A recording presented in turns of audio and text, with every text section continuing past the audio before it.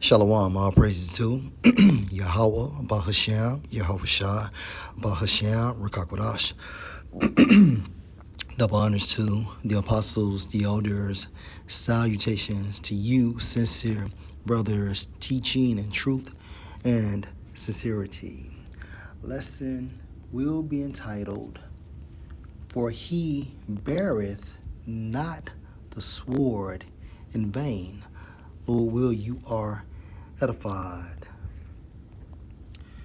Video was inspired by the TikTok platform Tim Black Fair Use. Chicago gangs versus the National Guard. It's not a fair fight when it comes to firepower. Military grade versus civilian arms. See the difference.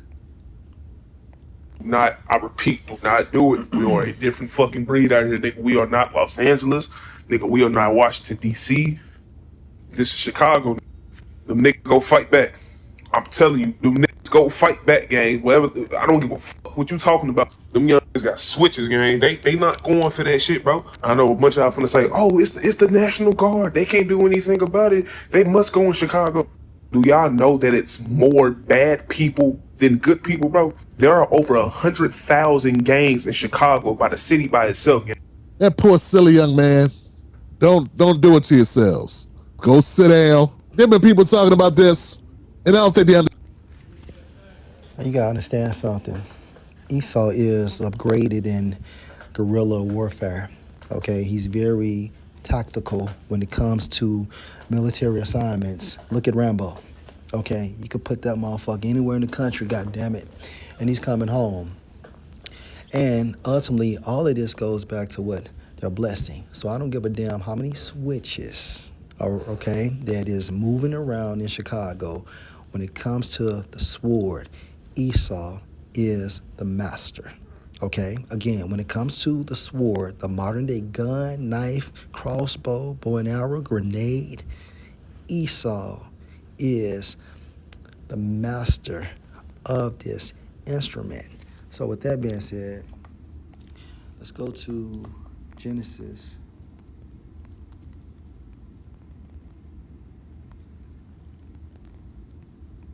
chapter 27.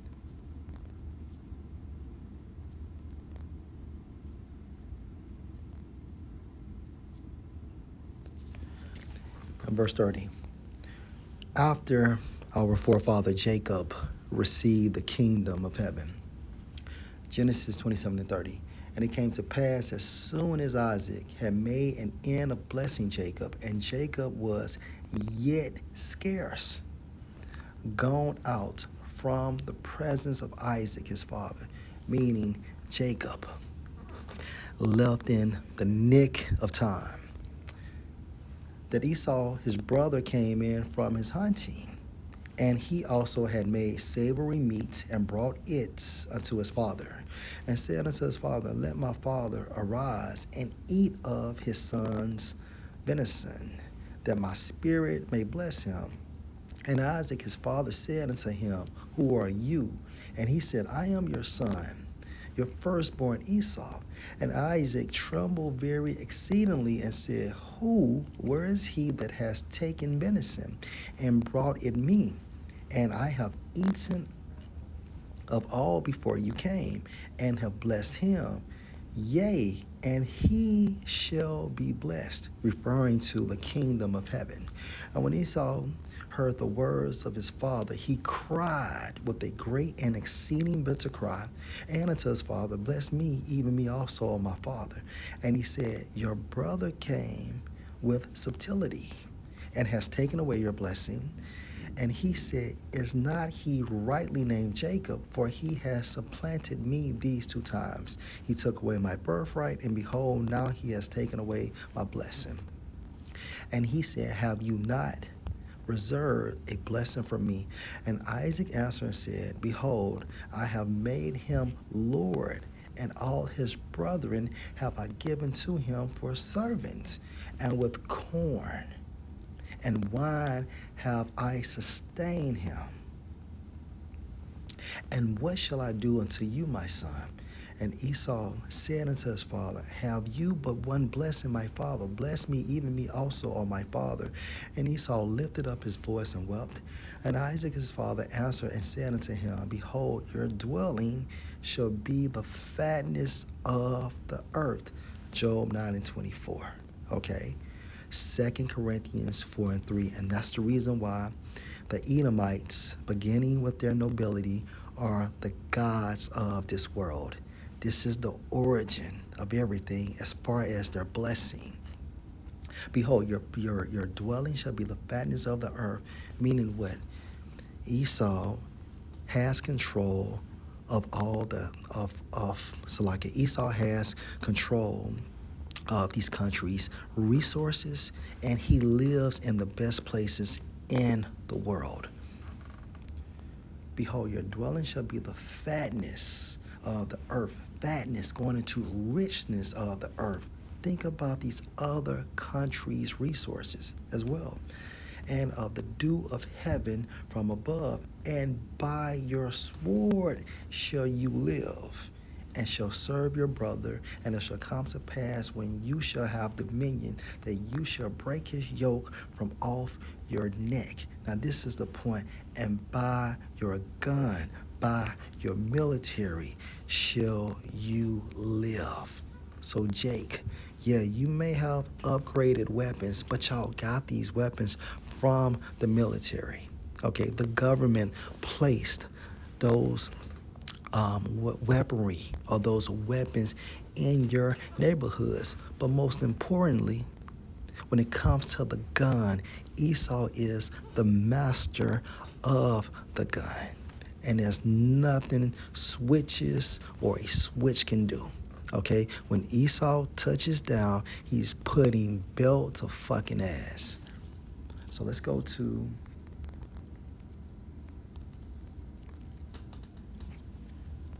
Genesis chapter 4.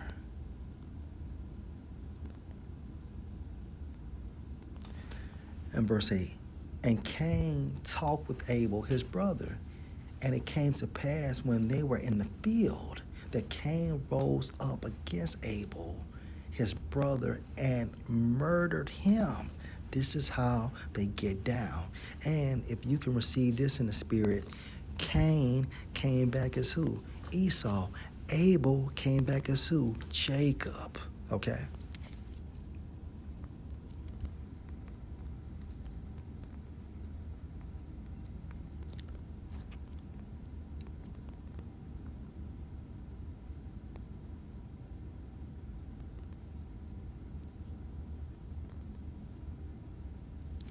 Genesis 25 and verse 27. And the boys grew, and Esau was a cunning hunter, a man of the field, and Jacob was a plain man, dwelling in tents. Now this plain is actually going into to be upright / righteous. Now Esau is identified as what? A cunning hunter. Okay? So think about Esau and how he hunts his game.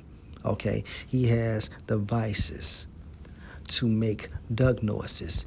He has smells to smell enticing so the deer can come closer and he can pick these damn things off. He creates deer stands and places deer stands, in trees. So when it comes to the craftiness of hunting game, and guess what, Jake? Your game as well, because also for hunter, it goes into souls of men. So not only does Esau hunt game, he hunts people. And again, if the military comes into Chicago, it's over for you niggas. It's over. We're talking about individuals, okay, they go to other countries and they only be about 2 or 4 deep, to exercise a coup. You have no earthly idea what the fuck you're facing. Let's continue. Let's go to Revelation chapter, before I get that one, Let's go to Romans 13 and verse 1. Let every spirit be subject unto the higher powers. Okay, the nobility of Edom, the gods of this world, the wicked that has the earth in their hand. Okay, for there is no power but of the Most High. So the reason why they are in this top position is because of Yahweh Bashem Yahushua. The powers that be, such as the nobility of Edom, are ordained of the Most High.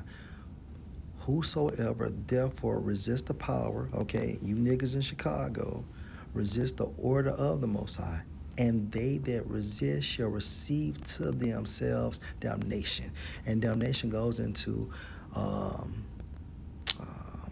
that's condemned. Condemned goes into with punishment. So let me look up damnation. And ultimately, okay, so it goes into the Greek. Strong's G 2917, Krima. That resist shall receive to themselves damnation. Damnation, such as ultimately death, okay, and being fucked up, taking headshots, okay, getting shot in the back, and now you're paralyzed from the waist down, okay, being imprisoned. So the worst thing that you can do is run and pick up your switch. You niggas are not tactical. You niggas can't shoot. You know, you motherfuckers are hit any and everybody outside of your desired target. Verse 3. For rulers are not a terror to good works, but to the evil. And Jake is evil. Will you then not be afraid of the power?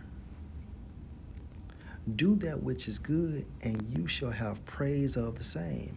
For he is the minister of the Most High to you for good.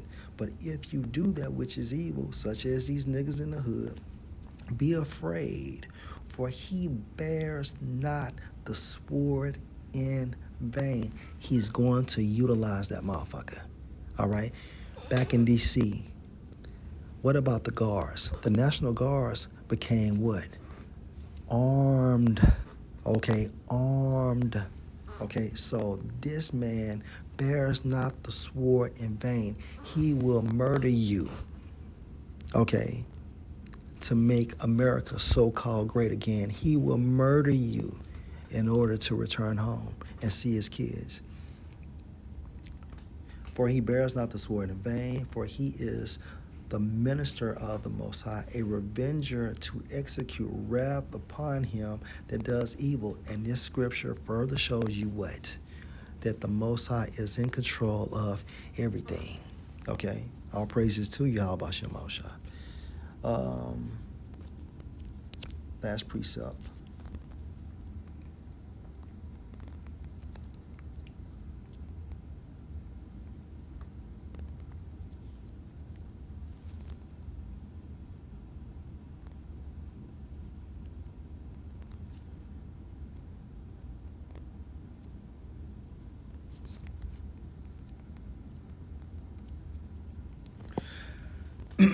Revelation chapter 6 and 4. And there went out another horse that was red, and power was given to him that sat thereon to take peace from the earth, and that they should kill one another.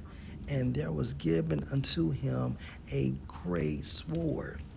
This red horse is symbolic for who? The Edomites. Okay, so fuck your switches, Jake. Fuck your switches. This is what this man is created and designed for. And power was given to him that sat thereon to take peace from the earth, because they're the wicked, and that they should kill one another. And there was given unto him a great sword. So when you niggas think you got guns, you have nothing. And anyway, Esau can send a fucking drone and wipe out your entire block at the press of a fucking button. Last precept. You niggas is crazy. First Maccabees chapter 1